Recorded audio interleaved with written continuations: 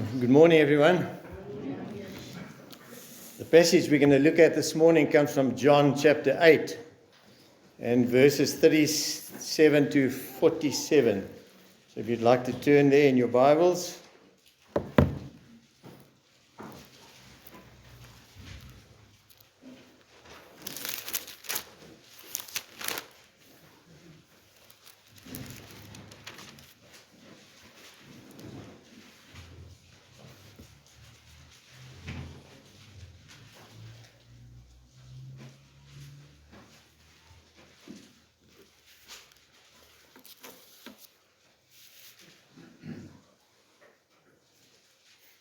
There was once a young man by the name of Daniel who grew up in an old family home on the edge of a small town.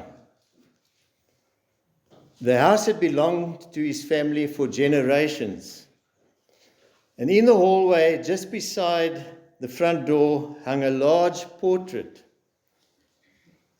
of his great-grandfather, who was a respected man in his community. And visitors often stopped by to look at it. And they said, "You must be proud. You come from a fine family." Daniel was proud. He loved telling people about the family name. He knew the stories, how his great-grandfather had built the house, he had helped the poor, kept his promises, and spoke with unusual honesty. And Daniel could repeat those stories with ease. He could point to the family portrait and say, "That is my family." But the people who knew Daniel best noticed something strange. He admired the portrait, but he did not resemble the man in it. His great-grandfather had been generous, but Daniel was selfish. His great-grandfather had been truthful. Daniel twisted words when it suited him. His great-grandfather had opened his home to those in need. Daniel closed his door and was unconcerned about the needs of others. You see, he had the family name, the house, the stories, the portrait, but not the character. And one day an elderly neighbor who had known the family for many years stood with Daniel in the hallway. And Daniel pointed proudly at the portrait and he said, "That is who I come from." And the neighbor looked at the portrait, then looked at Daniel and gently replied, "A family name is a precious thing, but it's not the same as a family likeness." And that is the issue before us in John 8. Jesus is speaking to people who can point to Abraham and say, "That is who we come from." They have the history, the heritage, the religious vocabulary, the covenant privileges. But Jesus presses beneath the family name to the family likeness. And the question is not merely, whose name do you claim, but whose character do you bear? So let's read that passage in John chapter 8, verse 37 to 47.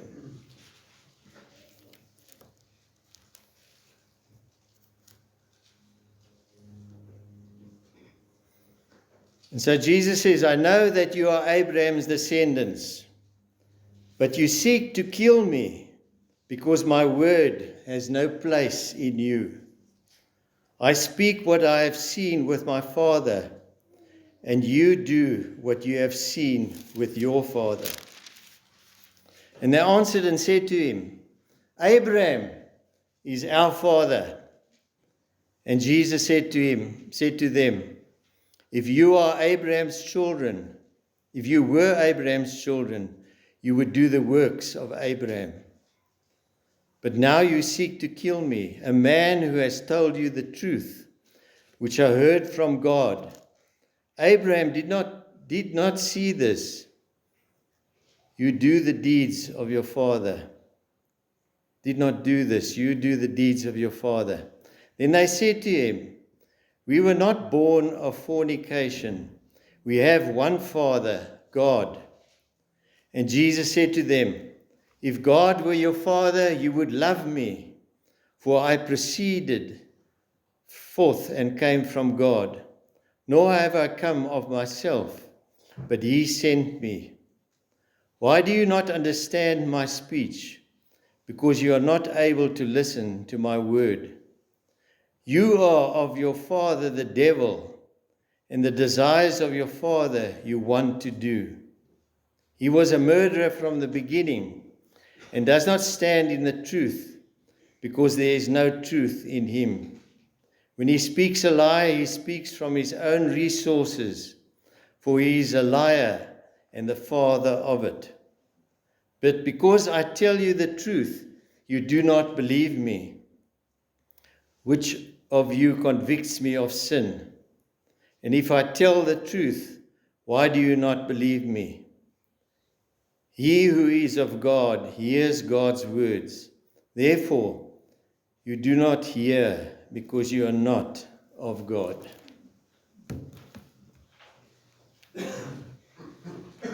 There are questions that we ask others because we are curious, such as, where do you live? What do you do? And there are questions we ask because everything depends on the answer. But the question raised in this passage is far more searching. And the question is, whose child are you? And who is your father? And Jesus speaking to people who possess remarkable religious advantages. They know the scriptures. They claim Abraham as their father by descent. Yet the Lord Jesus looks beneath the surface and he exposes the condition of the heart. They have Abraham's bloodline, but they do not have Abraham's faith. They have religious vocabulary, but not spiritual life. They can speak of God, but they do not love the Son whom God has sent. This passage is not comfortable. It is not meant to be. Because Jesus is too loving to flatter us. He's too truthful to leave us deceived, and too gracious to allow false confidence to go unchallenged. Instead, he brings us face to face with the difference between outward religion and inward reality. The fact is that a religious claim can hide a resistant heart.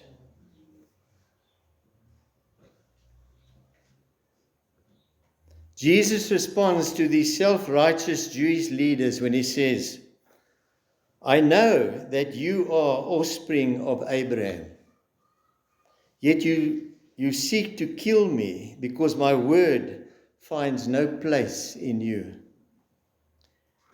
He does not deny their ancestry. He does not dispute the historical fact that they are Abraham's descendants according to the flesh. But that is precisely the shock of this passage.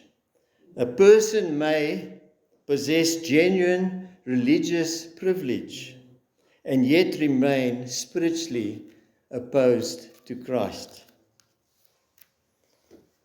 Turn with me to Luke chapter 3, verse 7.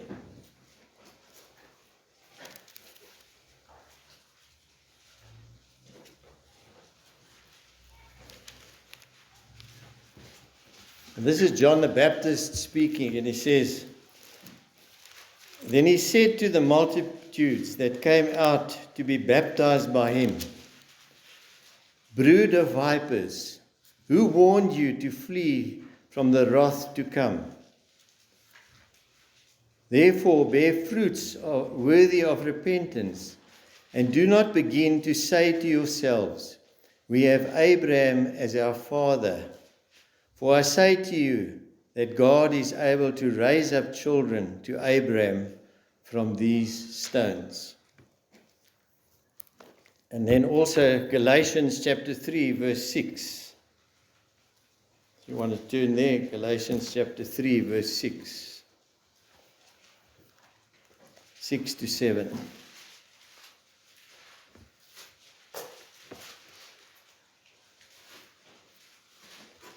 It says, "Just as Abraham believed God, and it was accounted to him for righteousness, therefore know that only those who are of faith are sons of Abraham."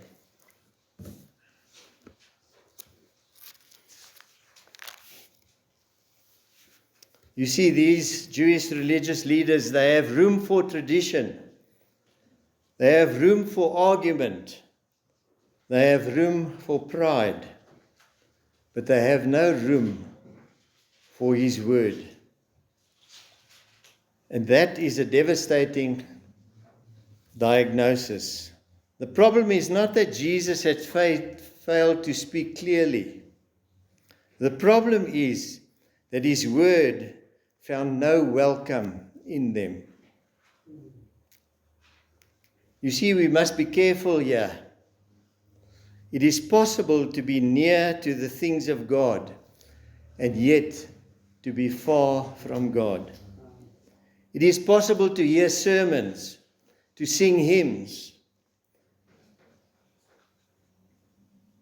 attend church, to defend doctrine, and still resist the searching authority of Christ's word. The question is not merely, have I heard the word? But the question is, has the word found room in me? You see, Abraham welcomed the word of God. Abraham believed the promise of God. And Abraham looked forward to the fulfillment of God's saving purpose in Christ. But these men reject the one to whom Abraham's faith pointed. They claim Abraham while plotting against Abraham's Lord. And when Jesus says, if you were Abraham's children, you would be doing the works that Abraham did. You see, he's not saying that good works earn sonship.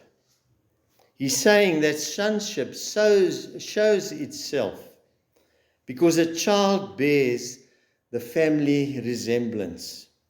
The nature of the father is reflected in the child. And then what do? They raise the claim even higher when they say, we have one Father, even God. But Jesus answers them and he says, if God were your Father, you would love me.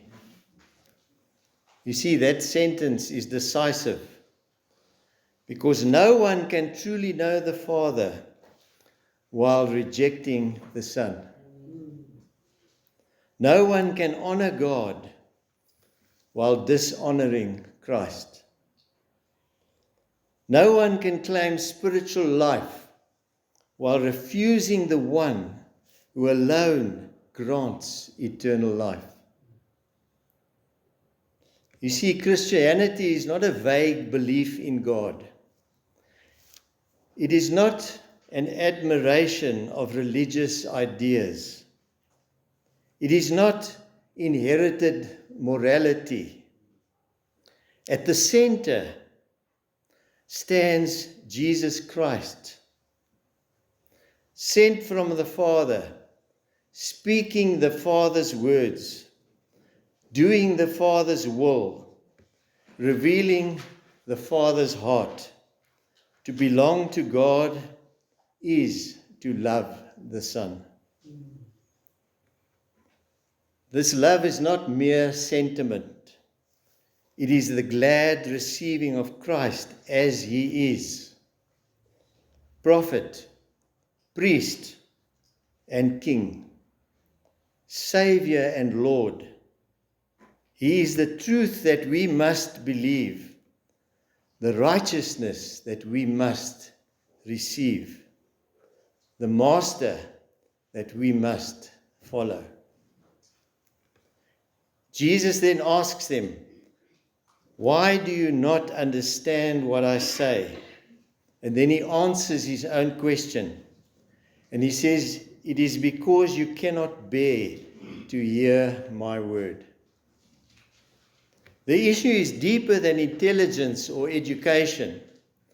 The problem is spiritual inability, because the fallen heart resists the truth of God. And as 1 Corinthians 2 verse 14 states, "But the natural man does not receive the things of the Spirit of God, for they are foolishness to him, nor can he know them, because they are spiritually discerned." And then comes one of the most severe statements ever spoken by our Lord. And he says, "You are of your father, the devil, and your will is to do your father's desires." Jesus has not been cruel or careless. He is telling the truth about the spiritual condition of those who reject him. You see, people are either children of God or they are children of the devil. Unbelief is not an innocent waiting room. It is an alliance to falsehood over truth, darkness over light, rebellion over grace. And the devil, Jesus says, was a murderer from the beginning and does not stand in the truth. From the Garden of Eden onward, his method has been the same: to distort God's word, question God's goodness, and lead human beings away from life towards eternal damnation. The tragedy in John 8 is that the truth himself stands before them as he stands before us today, and they prefer to believe the lie. You see, we need more than religious improvement. We need regeneration. We need more than better morals. We need a new heart. And if we are to hear God's word savingly, then God himself must open our hearts. And he must open our ears. And then Jesus asks another question, and he says, "Which one of you convicts me of sin?" Silence is the only possible answer. His enemies may accuse him, but they cannot expose sin in him. He is the sinless Son of God, the spotless Lamb, the faithful witness, the obedient Son. And then he says, "I tell you the truth. Why do you not believe me?" And he's not just asking that question to them, he's asking us today. I tell you the truth. Why do you not believe me? That question still confronts every hearer today. If Jesus is who he says he is, then being neutral is impossible. If he speaks the truth of God, then unbelief is not reasonable caution. It is blatant resistance. If he is sinless, sent from the Father and speaking the words of eternal life, then the only sane response is repentance and faith in him. And here is the wonder of the gospel. The sinless one who exposes our bondage to sin is the very one who dies to set captives free. The one whose word judges us is the one whose blood cleanses us. The one who tells the truth about our condition is the one who bears the curse for our sins. He does not merely diagnose the disease. He gives himself as the cure. And so the question is, what should you and I do with this passage? First, examine your confidence. Are you resting in Christ, or are you resting in your background, in your knowledge, church connection, family heritage, or moral record? These may be blessings, but they are not saviors. Second, test your hearing. Does the word of Christ merely pass over you, or does it take root in you? Do you submit to it when it confronts you and when it comforts you? Third, look to Christ. Do not try to manufacture spiritual life by your own strength. Come to the one and the only one who can give life. Ask him for ears to hear, a heart to believe, and grace to love the Son. Fourth, rejoice in sovereign grace. If you hear God's words, it is because mercy has come to you. If you love Christ, it is because God first loved you. If the truth has set you free, then give all glory to the Son who makes sinners free indeed. And then Jesus leaves us with a simple and solemn principle. Whoever is of God hears the words of God. The question is not whether we have religious labels, but whether we have spiritual life. The question is not whether we can speak about God, but whether we love the Son whom the Father has sent. Whose child are you?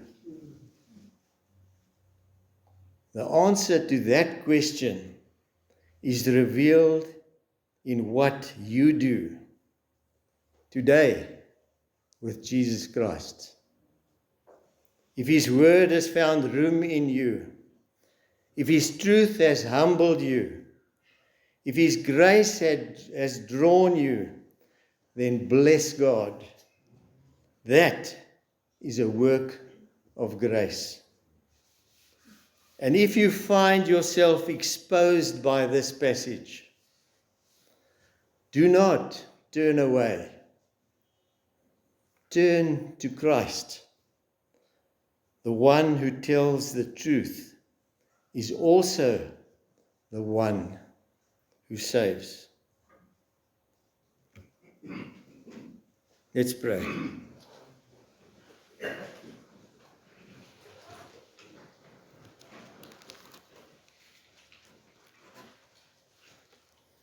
Lord, may you grant that your word would find room in us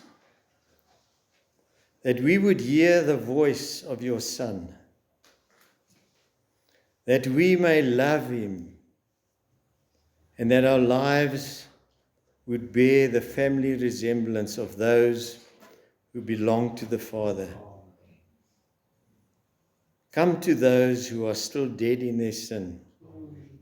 Grant them mercy and grace. Call them to repentance and faith in Christ.